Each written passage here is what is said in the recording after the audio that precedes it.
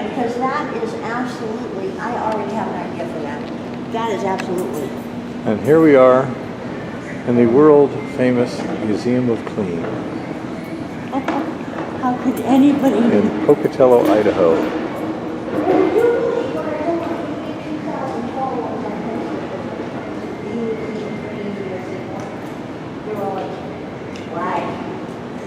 Well, we get that reaction a lot. You know, I But have when to people come- rethink. I cannot believe I'm seeing in person, sir. I came all the way from Tucson, Arizona to see this. I've read your books dozens of times. Well, there's who edits my books. All my books very famous editors from New York City, from Russia, from Japan. You do a great job with the editing. Yeah, she's killed. Look, she's killed. Look at that. That's my finished. This is my finished stuff. What's your first name again? Eva. Eva. These are my finished work. I was going to publish them, and she came along and look at those. No, I took care of that. I self-publish all my writing, so the only people who edit it are my critics when they yell at me. There's that. Yeah. 1905, weighed about 92 pounds. Made in San Francisco. It wasn't until 1909 that we had an upright Hoover that we kind of know of today. How about this pole with the shiny thing? What do you think that is?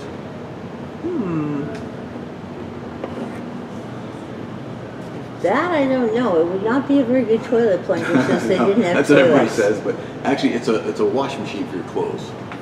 And it's called a swisher or a laundry stomper. And that's Now your that agitator. makes sense because my grandmother had one of those on her old white. So you do that in a tub? Yeah, in a In a wash tub. or something. Okay. Of number 5 or number 6 wash tub. And that's basically, that's your agitator. And they work pretty well. They actually probably work as good as your wash machine at home, maybe better. Well, my grandmother also had an old white. And you wouldn't need to go to and the a gym. crank agitator model, and it had the ringer on Okay, top yeah. of it, so you could bring close through. Oh, cool. Yeah, upright pumper. And in today's money, these were about $800. So not everybody had one of these, let alone one of those big ones that I showed you by the mirror. Well, I'll show you how some of these work. I don't suppose anyone's answered the burning question of why there is a crescent moon on the door of outhouses. Still looking for the answer to that one. Really? I know the answer. You do? Yeah. They used to have, for men and women, they had a moon and a sun. And the women were moons, men were suns. And at some point they decided just to make one. And so they chose the female symbol because women rule the world. Well, exactly.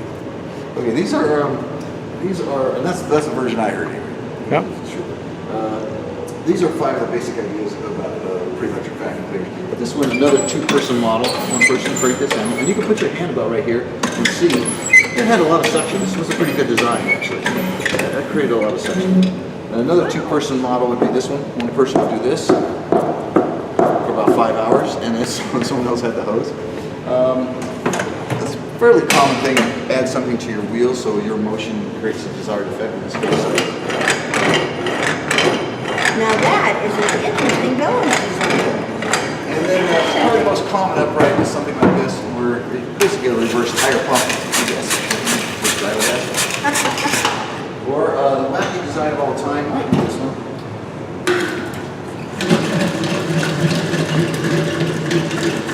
But you can see these didn't work too well, but they worked you out. You didn't have to go to Gold's Gym, you just had to vacuum your floor. Yeah.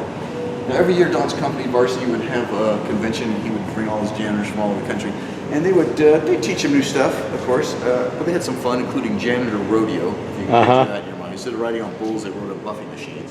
This company was a lot of fun to work for, and it was really a special place. Then he kind of turned it over to people that run it for him now, because this is his passion now, this museum and his books. But anyway, it became more like corporate America after that. You know? Yeah. But for a long time, he had these conventions and would do different things. And one of the parts of the conventions also was to make things out of cleaning items. Every year was a different theme contest for these janitors to make things out of cleaning stuff. One year was furniture. One year was clocks. And we had everything from furniture to musical instruments, exercise machines. Now that I think is a really cool idea. Yeah, it's pretty fun. Very These guys were pretty competitive, and they, Now, there we go, used for a recycling bin, Bear. yeah, very good. Yep. What do you think this does? This dyeing is from 1875, but I think the machines were in the 20s or 30s. What do you think that does? Seems you would put something in those things to rinse them, like filters or something? You're pretty close, pretty close. This is actually a really different aspect of clean. This cleans your honeycombs from honey. Oh, So you okay. put the honeycombs in here. It's a centrifuge, And of course. centrifugal effects. And yeah, and then Then you tap it on the bottom. Ignorant blonde question there. What? Could a device like this be adapted for gold? Not specifically, no. How No, but something like that How about might this work. from 1953? What do you think that is? Oh, that looks like one of my canning devices.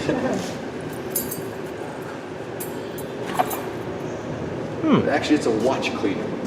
Really? The jeweler would take your watch apart and all the piece inside, of course, and you put them in these little baskets, and this thing spins, and then it goes down to different solutions and cleans the inside of your watch. Wow. How about And- this one? Ooh. Huh. Put something in there and grab it, huh? I'm not sure. Well, no, this cleans out your ear. No, I don't think so. Look, it even clean out both ears at once. Yeah, you're funning me. Or no, it cleans out your nose. Actually, it's a bottle cleaner. And you put a rag on here, and you go Okay. in the neck And of you the put it bottle, the in. skinny part, and then you get the big part. Okay. Yeah. But when you have time, come back and try to guess the rest of these.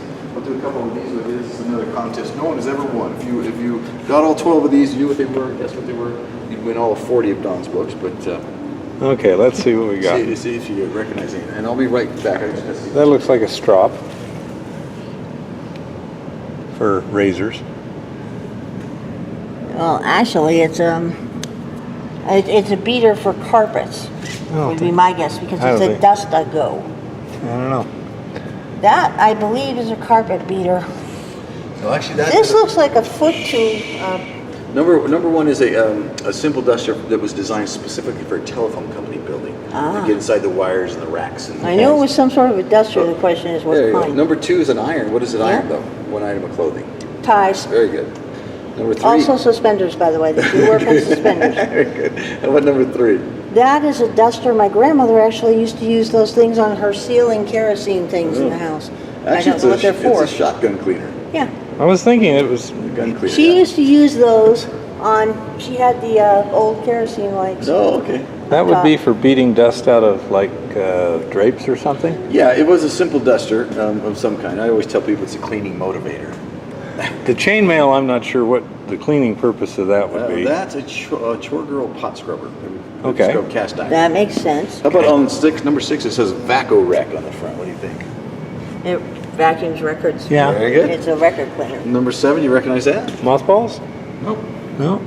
That is the rarer form of bluing. And bluing, of course, was I added have to- never seen bluing in that form. I still use it sometimes. Yeah, so it's just liquid. So number eight's pretty fun. That's from 1891 from Germany. It's a simple duster. It blows air. It can only dust one item, apparently, your piano. And number nine is another agitator for your clothes. How about number 10? You get an idea what that is? Never seen one of those.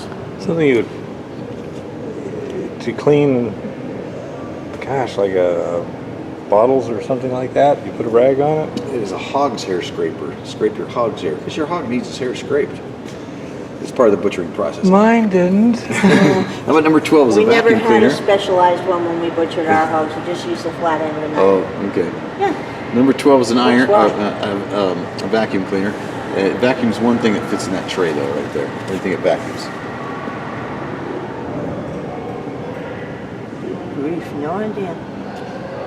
No, it's got a. Chalkboard eraser. Really? Okay, yeah, that would make And sense. number 11 is a cannon cleaner. Clean the wadding out of the old cannons. Okay. No, when we were butchering, we used to just use the flat end of the butcher This knife. wacky fun stuff we have, like the furniture and the stuff that they made, and then vacuum cleaner national. We have some really, really serious pieces. We have at least 5 of the holy grails of vacuum cleaner evolution and design in here. And I do them on an order sequence. This is holy grail number 3. Now, I told you the vacuum, the electric vacuum was 1905. Well, this is the world's first powered vacuum cleaner. It wasn't electric, but it had a motor. And this is was invented in England in 1901 by a man named Hubert Booth. Steam? No, it blew. It was kind of just a combustion engine. It probably initially burnt kerosene and then eventually gasoline. This would be like for an installed system in a hotel or something like that. Yeah, eventually, yeah, you could do that. But and this was made by a man named Hubert Booth, and he was an engineer. He built bridges. He built Ferris wheels. One of his Ferris wheels is still operating in Vienna, Austria. And he built battleship engines. And he built this. And this is all original here, except the wagon is not. We built the wagon from the drawings and photographs we found. But that horse is the original horse. Yeah, it's this one right here. Man, He started doing free demonstrations around London at hotels and restaurants. He got the attention of the royal household in England. And they were in preparation of the coronation of King Edward VII and Queen Alexandra in 1902. They needed someone to clean the coronation rug that they walked down the middle of Westminster Abbey on. And he went over there and vacuumed it. This thing had a lot of suction, had a lot of power. Worked extremely well. And the King and Queen were so impressed they granted him a private audience to learn more about his machine. And the first 2 machines they sold were to the King and Queen of England. They put one of these in Buckingham Palace, they put one in Windsor Castle, and eventually put them in important government buildings like Parliament. Now it was nicknamed Puffing Billy by the populace, and initially he wasn't too popular with the populace because this thing was loud. And he got fined and ticketed, but he did fight it in court. He won the right to work in the street. Who really didn't like him at the time was the cab drivers, because they had horses and buggies and would frighten their horses. Now he was smart enough to always use a deaf horse. Check it out, check it out. Hey, hey! See, deaf, totally deaf. Now all this required of you is to have really, really big doors in your house, and you didn't have to worry about that horse despite the fact that he was deaf. He wasn't blind, he could see. And they had a kid that would walk behind the horse with a bucket on his head. Yeah. Actually, they had 86-foot hoses that would run these into your house. These guys dressed in white would come and vacuum out your house. The cost of having this come to your house at the time was equivalent to your salary for a maid, which was only 17 pounds, but enough for someone to live on for a Might also work as a chimney sweep. Yeah, maybe so. Be a proper. Yeah. And his company's still around. They still make vacuum cleaners, despite the fact that we've heard about anyone else, Kirby, Eureka, Hoover, whoever.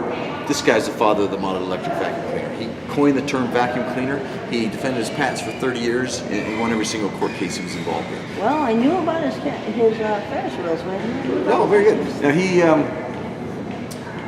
the reason you haven't heard of him as far as the vacuums go, he stayed in the commercial applications too long. It wasn't until the late 1920s where he made one for you to use at home and upright. And by then, Hoover had gotten so established over in England that to this day the verb for vacuuming in England is hoovering. Now you guys know who Wile E. Coyote is, right? Yeah. Chase the Roadrunner? Well, this is his brother Smiley Coyote. And he's the inventor of the world's first steam cleaning carpet machine, you see. And here's the world's only orchestra of cleaning. A steam cleaning. And by the way, the reason we have art and music in the Museum of Clean, because art and music can cleanse your soul and your spirit too, just like so. Well, this is our homage to the great all-American Kirby.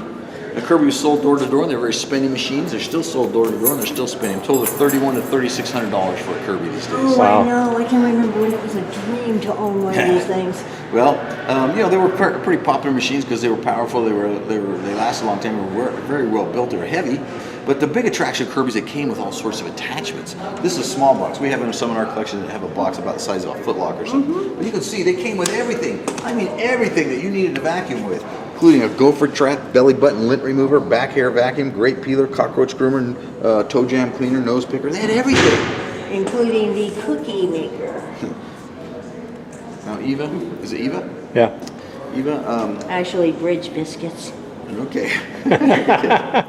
Well, as you probably know already, and you'll see it reinforced throughout ad copy throughout the museum, and official manuals like this, that the only proper way to clean your home is while you're wearing high-heeled shoes. Absolutely. And a nice dress, a string of pearls around your neck, like June Cleaver, and your hair properly coiffured. You also had to have a clean apron. That's right. If you're not, and this is called the Atom from Germany, and a little over-engineered, but you ran it like this, pre-electric vacuum, very rare piece, very rare, and especially in this condition, as you can imagine. Over-engineered German? Yeah. Really? Yeah. It looks like it came from a ship or something, doesn't it? Yeah. But anyway, Over 100 pounds and a weight flywheel. yeah.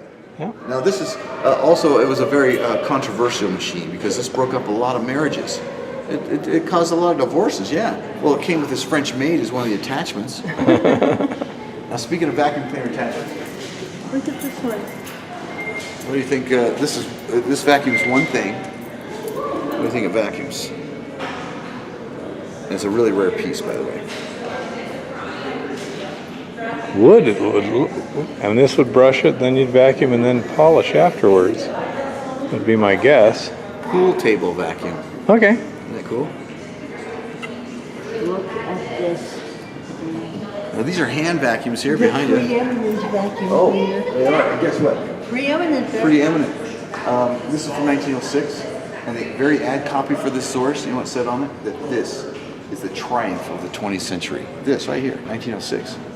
Not that man landing on the moon stuff. See, now look at the This. craftsmanship. It was pretty neat, huh? But here are hand vacuums hand vacuums. Now I usually wash mine, but some people vacuum theirs. No, look at that there. I mean, that is so beautiful compared to my current vacuum. Well, yeah. And here you go. This is from this is Holy Grail number 4. This is a 1910 Eureka, and this is Eureka's first production year.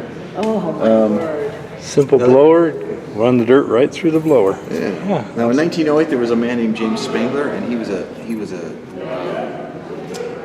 janitor for a big building, and he had asthma. And to combat his own asthma, he took a Bissell sweeper and a fan and a soapbox, and he put them together, and he created suction, and he created the first electric upright vacuum cleaner. Now James Spangler's cousin was this gal named Mrs. Hoover, and the Hoovers had a horse harness and saddle business.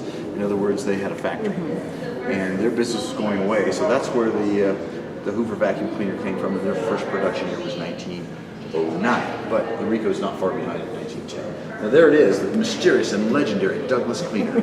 So mysterious, we don't know what it is, but it cleaned Douglas. We know that.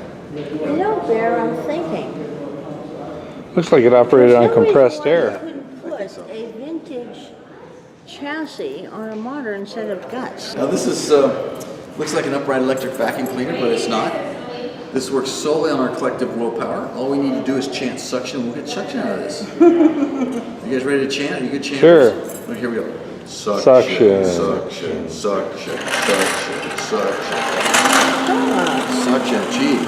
Pretty cool, huh? Oh, Yeah, pretty good. And this has a flywheel, a friction wheel in it, and a turbine, of course. And the more we chant, or the more I roll this back and forth, the more suction we do achieve. Now this is a James Kirby design of Kirby vacuum cleaners. This is from 1919, and it was sold well into the 1930s, despite the fact that we had electric uprights in 1909. yeah, it's very simple mechanical design. It is. My No grandmother cord had required. one of those too. Yeah. Well, James Kirby was smart enough to know that even in the 1920s, 42% of homes in America didn't have electricity. So there was still a market for a non-electric vacuum, especially one that worked better than all those old pumpers. And again, sold well into the 1930s. Yeah. Now the reason it is rare because once people did get electricity, these got thrown away really rapidly. Not my vacuum grandmother. cleaners that got passed around. My because of grandmother the had an attic the size of this room, and nothing was thrown away. in the bottom of the chair, 1908. Oh, wow. So how do you So think they got husband is suction? rocking, Rocking. reading his newspaper. Yeah. And she's wearing her high heels though. Now- But she doesn't look too happy. That looks like the way things ought to be. Go. Yeah. I can't remember the last time you sat in a rocking chair. When's the last time I had a rocking chair? The recliner rocks, I believe. You never sit in it. Hey, Spider-Man, come here. Come here, man. Come on, let's go check this out. All you gotta do is grab this thing right there. Roll this back and forth for us, man. There you go. Oh, that's awesome. Is that what you see to roll? This pretty- other one over here was perfect. Yeah, that's pretty cool, huh? Pretty clever design, don't you think? Wow. And here's So it has these are really rare pieces from here, these red things. Some of these are holy grails. I need to search a few more, but how do you think you got suction out of this thing?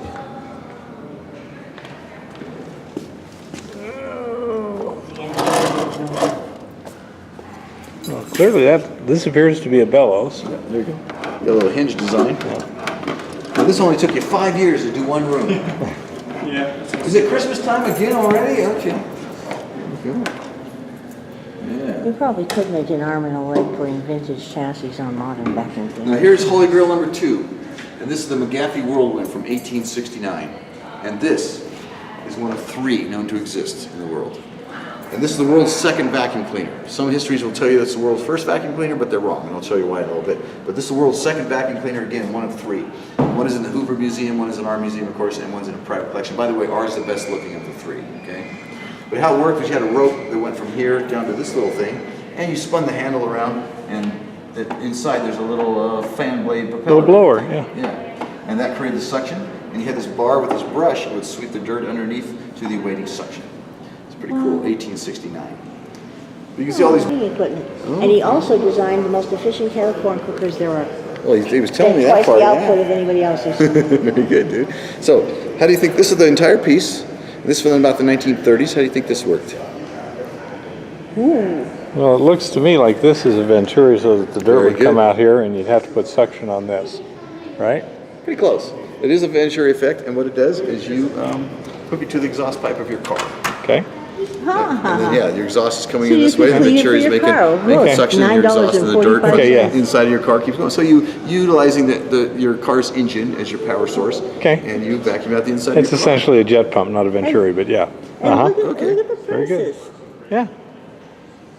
Back when a steak was a whole 50 cents, you gotta watch Yeah, out. there you go. But look how well this thing works. She's just vacuuming the door panel. Look at all that dirt coming off of there, isn't it? It's amazing. And so easy and safe, even a toddler could hook it up to your car. But here's People had very high standards for this is toilets. Holy Grail number 5, and this is the 1914 Easy. And this is James Kirby's second design, but the first one that went into production. He had a design before this called in 1906 called the Hurricane with water filters, but I don't think it was ever produced. But this is his first one that he produced, and a very rare piece. I've heard rumor of one other one, or maybe a couple more. But this is all original here, and ours was missing the glass right here. So we put a piece of plastic right there. It looks about the same. And oh, by the way, all these old pumpers that have the glass bulbs, what they're there for is purely psychological. So you would see the dirt, feel good about your vacuum cleaner. And It's all marketing. And look at that. And they still do that with the beauty back sharks and the Hey. Jasons, don't they? there. Look at that. Retail sales is all about marketing because the customer wants to buy it. They don't buy it because they have to. They want because they want to. And so it's all about the marketing. It's all about making the customer happy. Look at that one. Well, I don't sell kettle corn. I sell pleasure. Yeah, there you There's go. a million things you can eat, and I try and impress upon my employees your appearance, the cleanliness of the unit. All this goes to the The smell of customer's the unit. happiness, comfort, and satisfaction. And so it doesn't matter how good the kettle corn is. If the other stuff ain't right, they ain't coming back. And it has to have the right smell too. We worked forever on the smell. because She created some flavor additions to it. The longest distance we have had someone detect our kettle corn with the unaided nose is 0.8 miles. Intense, huh? Yeah, I more than tripled The previous record. look at that. Well, anyway, this thing is called the grasshopper. Was this nickname? See if you can come up with a better nickname for it. What do you think? Caterpillar. Yeah, there you go. Yeah, that's a caterpillar. Isn't that funny? That is really cool. Yeah, it's a really, really rare piece. Very valuable. People that collect vacuum cleaners, especially if they're into Kirby, this is their holy grail. I'll show you this. This is a patent model. And when you invented something, you had to make a working model. It had to work exactly like the thing you were patenting. And this is a carpet washer from 1875. Quite large See that machine. there? You can see Dawn in there with it. Yeah. But every gear lever and pulley on this thing had to work exactly like the big machine. So there's quite an art to these, and they're very rare. And like, again, I told you that was a salesman sample on the right and a production model. I on don't the think you have to do the patent model anymore. No, you don't. left. And here is The drawings are quite bad now. And here it is. This is the holy grail of holy grails of vacuum cleaner evolution design. This is the 1860 Daniel Hess carpet sweeper, and this is the only thing that exists of it in the world. And this is the patent model. There's no evidence to show he ever made one or produced one or sold one. That's his patent application down there, by the way. And how this worked is you had the wheels were hooked to the bellows, and as you pulled it or pushed it along, the wheels went around, your bellows went up and down, and that created the suction. And it's a very advanced design for 1860. These are the patent drawings. Underneath it, there's a big brush, and as you're pulling it along, the brush is going around. This dirt's coming up here, and this is furiously pumping, creating suction. And it goes into these two tubes, down to these two chambers, and these are partially filled with water.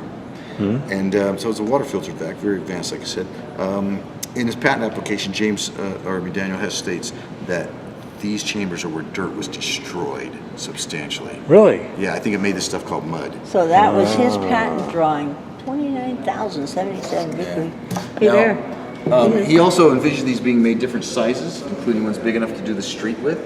And again, there was no evidence to show he made these or produced them, which is why sometimes it gets skipped as the world's first vacuum cleaner, I think, and they go right for that 1869. But some histories do get it right, because this had vacuum, it had suction. This is the world's first vacuum cleaner. That is cool right there. It's pretty neat, huh?